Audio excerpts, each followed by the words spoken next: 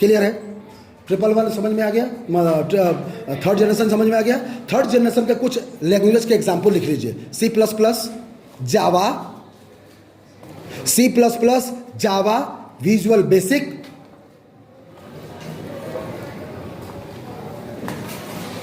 SQL, C plus plus, Java, Visual Basic, SQL, ETC। कोई दिक्कत है?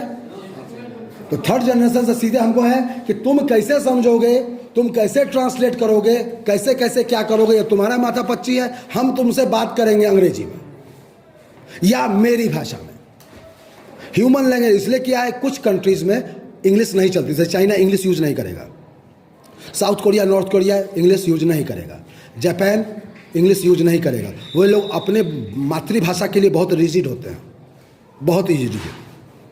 आपने सुना भी होगा कि जापान में केवल 10 सेकंड अगर ट्रेन लेट हो जाए तो ड्राइवर पूरे बॉगी में घूम घूम के माफ़ी मांगता है। हमारे यहाँ तो 10 घंटा क्या 10 दिन भी लेट हो जाए तो जूं तक नहीं लगेंगी माथे पर, सरकार भी कुछ नहीं बोलेगी। बात सही कि गलत है?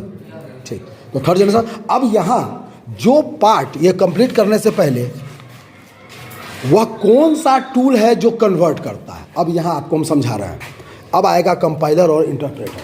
ठीक है, यहाँ समझ लें। अब बैठ जाइए। इसको हम कंपाइलर मानेंगे और इसको हम इंटरप्रेटर मानेंगे। कोई डाउट है? शॉर्ट में लिखा है मैंने। प्रोग्राम मान लीजिए 5 लाइन का हो चाहे 5 करोड़ लाइन का हो, मतलब आपको सेंस ये लेना है। लिखते लग रहा है कि 5 लाइन है, लेकिन आप ये मान के चलें ये लाइन बहुत हो सकती है और बहुत कम भी हो सकती है। तो 5 लाइन से कम का क्या कोडिंग होगा जी? 5 लाइन से कम क्या होगा? तो 5 लाइन भी हो सकता है और 5 लाइन से ज़्यादा भी हो सकता है। कंपाइलर का नेचर और इंटरप्रेटर का नेचर समझा रहा हूँ। कंपाइलर प्रोफेशनल प्रोग्रामर यूज करते हैं और इंटरप्रेटर हम जैसे या आप जैसे बिगिनर यूज करते हैं। बिगिनर मतलब जिन्होंने अभी अभी लैंग्वेज या प्रोग्रामिंग शुरू की है। ठीक।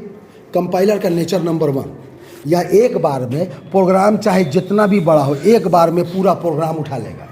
उठा लेने का मतलब क्या है? वह उसको डिकोड करने के लिए उठा रहा है। क्या डिकोड मतलब? इस सारे चीज़ को इंग्लिश में लिखा हुआ है, इंग्लिश को किस में बदलेगा? 01 की भाषा में। ठीक। यह डिकोड करने से पहले एक काम करेगा जो बहुत इंपॉर्टेंट है। जैसे अगर मैंने आपको 4 लाइन की एक एस्से दी है और कहा कि काम करो इसको हिंदी में ट्रांसलेट कर दो, ध्यान दो, हिंदी में आपका एस्से है या लेटर है और इसको इंग्लिश में ट्रांसलेट करना है, कोई बहुत बड़ा मुश्किल काम तो नहीं है। लेकिन आप इंग्लिश में ट्रांसलेट करने से पहले ये कह रहे हैं कि सर इसका मात्रा गलती है, यहाँ है नहीं लगाया है, यहाँ तो क्या होना चाहिए।